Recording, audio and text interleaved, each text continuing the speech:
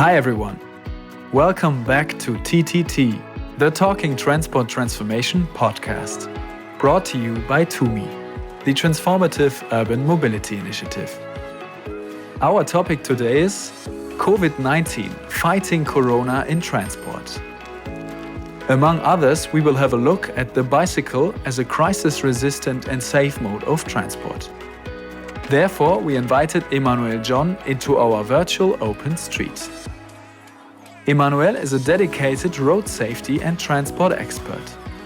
He is board member of the Cycling Federation of Nigeria and is also known for his work for the Federal Road Safety Corps, where he was head of the non-motorized transportation unit.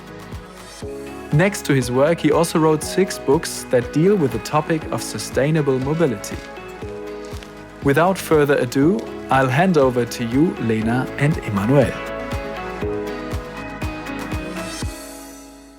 Emmanuel, today I have a quote for you, which is actually your quote. It's the quote you gave us when we were doing TUMi TV. You said, "Bicycles are the best short-distance mode of transport that needs to be adopted and promoted. A state and city levels must do something to ensure that cycling goes into play, enhancing transportation, particularly in times like these." How do you feel about this quote today, Emmanuel? My thoughts are as original as it was when I said those words, because the bicycle has remained relevant all time because it is the best social distancing mode of transport fit for this season, and that statement remains very relevant, and I stand by it as one of the instruments we are using to promote cycling this season. So tell us a bit about the situation in Nigeria right now. What stage of the pandemic is the country in?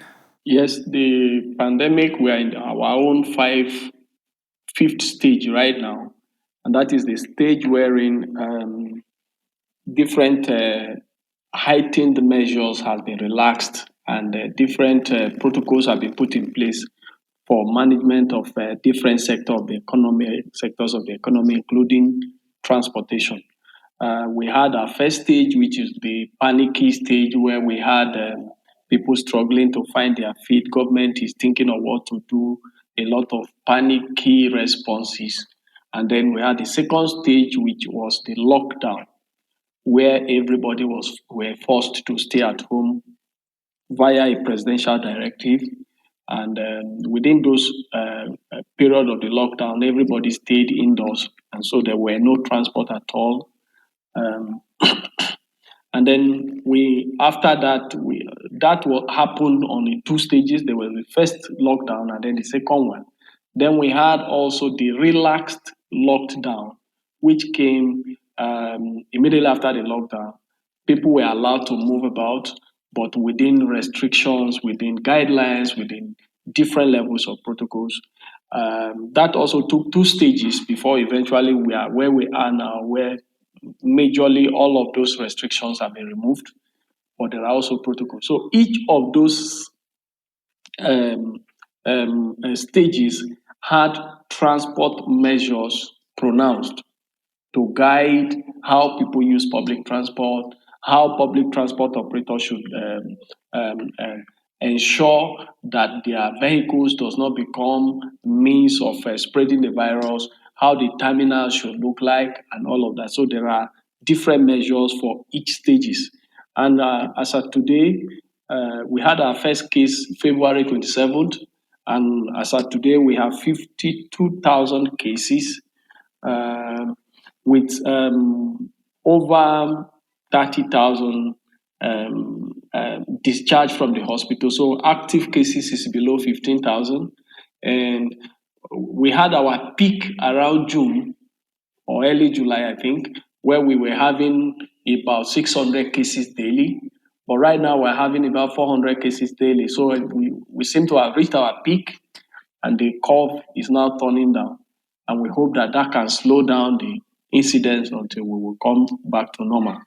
But our concern has always been that this virus spread from Lagos and Abuja. All of the foreign cases that came to Lagos and Abuja. But this virus has spread to every city in Nigeria, to every corner of the city, and now it's everywhere because, in our opinion, transport was a contributory factor because certain measures were not taken. And that brings us to the fact that the measures that were taken on transport were not comprehensive, and even the ones taken were not adequately complied with. Neither were there sufficient platforms for enforcement that will enable those measures to work. Um, Generally, in my opinion, and in the opinion of many experts in Nigeria, the attention to transport was limited compared to what was expected and what is expected even as of today.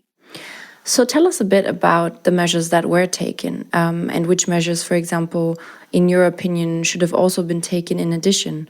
I'm especially interested in the situation right now, because you've stated that you have moved out of the lockdown. So I'm wondering what measures are still in place in public transport and which ones are lacking in your view? Okay.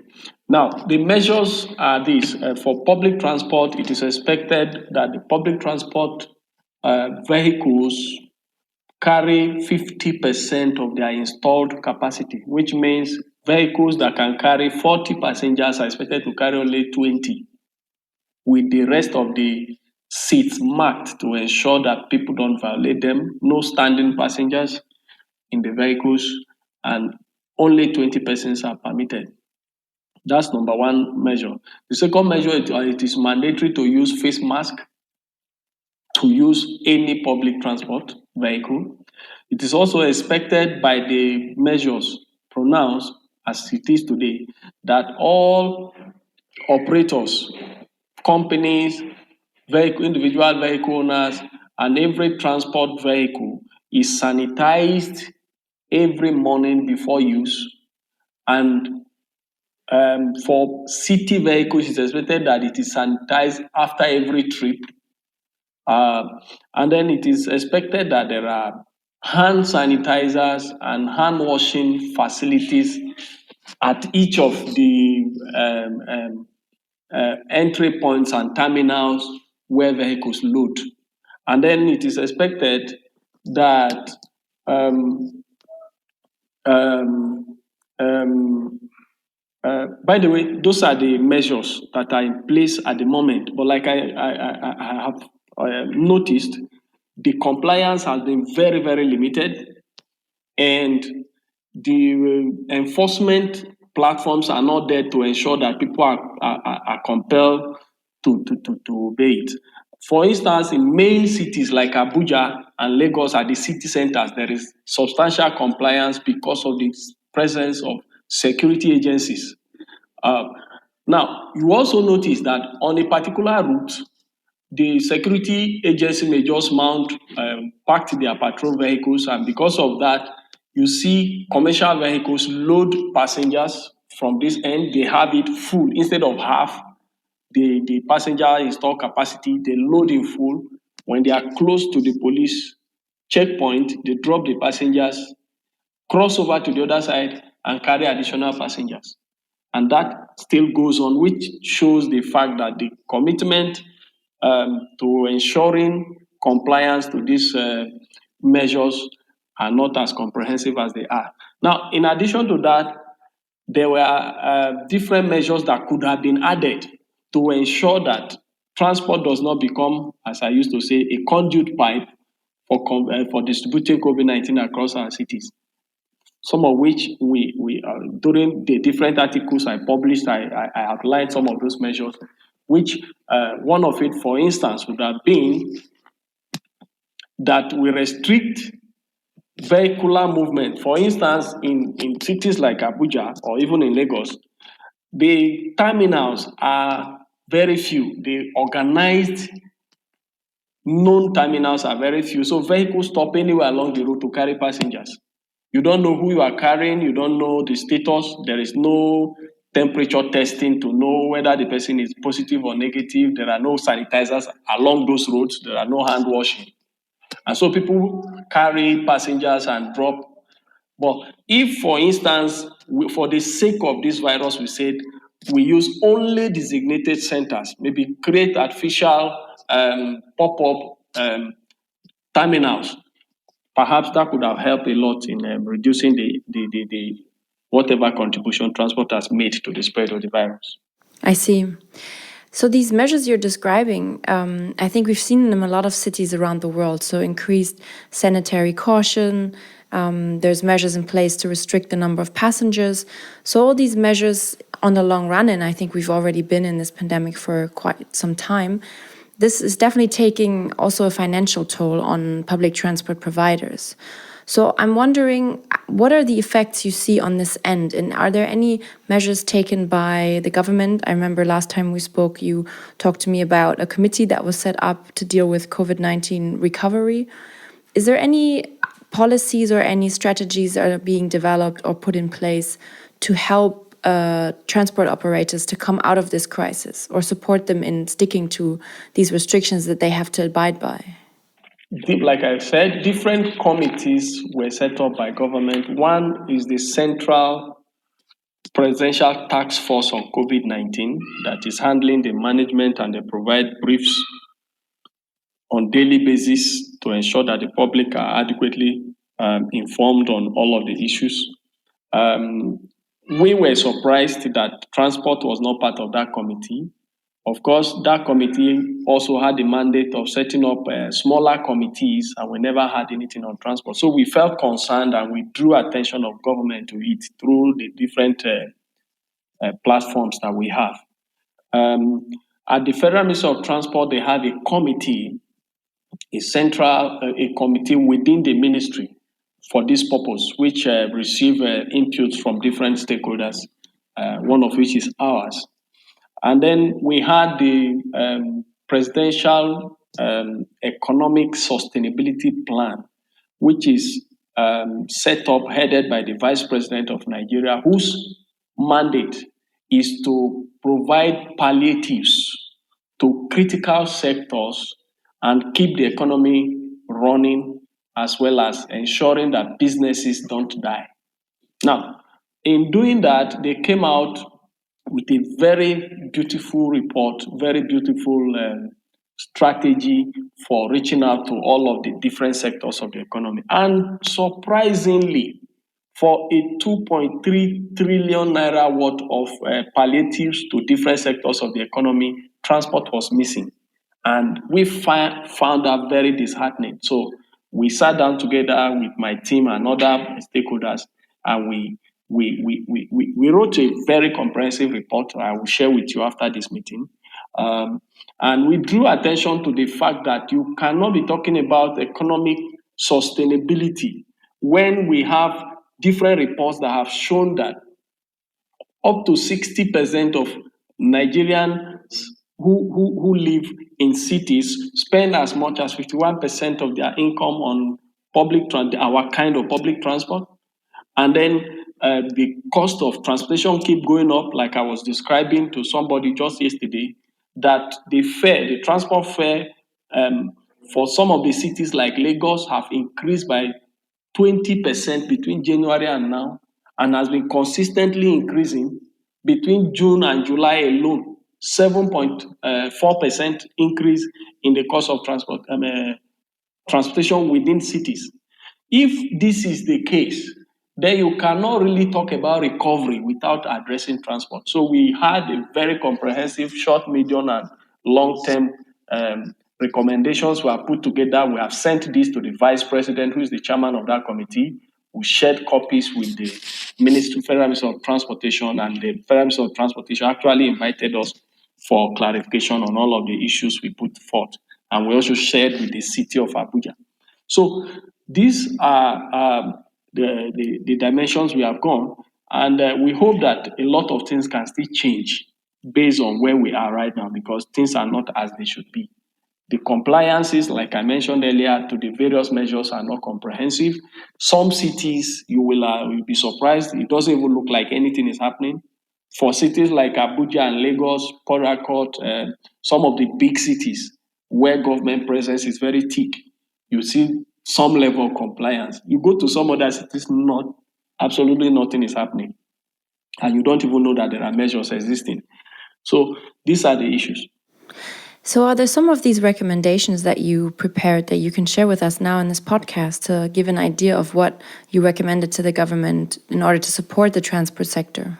Okay, some of the recommendations, for instance, we demanded that intervention funds that is targeted towards recovery from COVID-19 must, as a matter of necessity, includes public transport enhancements, cycling provision. So we gave a short, medium, and long-term projects that could be taken on cycling. The ones that could be done as a pop-up. We need pop-up bike lanes. We need to open up certain areas and do some very quick adjustment on some roads to ensure that people can ride bicycle on those roads. That's one of the recommendations. The second recommendation is to migrate from the unnecessary investments that the city, for instance, the city of Abuja, makes in paying money to buy vehicles and give to individuals as a way of empowerment. Hundreds of millions of naira, of billions of naira are used to buy vehicles and then give to people as empowerment for them to use as taxes within the city. And we are saying stop all of those form of investment or some of them form of empowerment. Put such monies into BRT, and the BRT system will employ the same people you are trying to empower. We are also saying there are different fundings that have been made available for road expansions in the city. We are saying put all of those money into organized public transport system. If you do that, you are able to create jobs, you are able to expand the scope of public transport system, which reduces motorization, reduces traffic congestion that you are trying to use expansion of road to solve, so that we move away from this traditional transport development synonymous with building wide roads for vehicles at the expense of public transport system. We also demanded that transport knowledge need to be upskilled at a different level, because if the much of policymakers, transport related or engineers and planners who are within the city developing transports are very much aware of what we are talking about, then we shouldn't be having the situation we have. And then we demanded for every committee on poverty reduction, committee on recovery, subsequent ones, including the ones that are existing, that needs to be set up. There is a need for transport to feature prominently, using those who are knowledgeable on these issues, so that we can have a spread. And then we also brought out there are different resolutions we've had in the past from national councils, from different platforms on cycling. We brought out all of those resolutions, outlined them on the need to quickly begin to implement them, because this is the best time to do that, especially with regards to climate change issues and the need for green recovery. Okay, so there are so many other ones. Maybe when you get, you can look at it together. I will send it to you. Yeah, that would be great. I think there's so many important things that you just mentioned. So saying that this is also an opportunity right now to turn informal transport into a more formal version of public transport and support businesses that way. Also, what you said about the opportunity to create greener jobs by investing in infrastructure right now, that in the same time will then also encourage emission reduction. And of course, then also supporting more NMT in cities, more walking and cycling. Is this something, especially when it comes to cycling, because I know you're an expert on the topic, do you see a chance that some of these pop-up bike lanes that you've mentioned in the beginning and some of this sort of makeshift infrastructure that was created during the pandemic will also remain for the longer term, and that it has actually affected people, that they've changed their mobility behavior in that way? Yes, our report has actually generated a lot of debate at the different levels of government, and that has brought interest A lot of people didn't see it the way it was. But with this report out and different stakeholders at the highest level of authority discussing it, it is our hope that this will provide a leverage for them to sustain all that we have advocated and then make them happen. And if that happens, it will be a very positive interest for us. We also, okay, I think this is also crucial. Abuja has a light rail project that is largely underutilized because of the last mile connectivity, because there are no feeder system to the terminals. The terminals are located at places where people don't like going, and so the light rail is there and people are not using it. So we brought it to the limelight for the need to install bicycle facilities and create linkages that will enable people ride bicycle to those terminals. And then we also requested that some of the buses are currently being used at the different city levels should be converted to feeders to feed the terminals and ensure that the light rail can be in use, and that will reduce the number of vehicles along that route. Those are some of the recommendations. We are very, very optimistic that the recommendations we sail through because it's already been discussed at the different levels of authority, at the highest level of governance.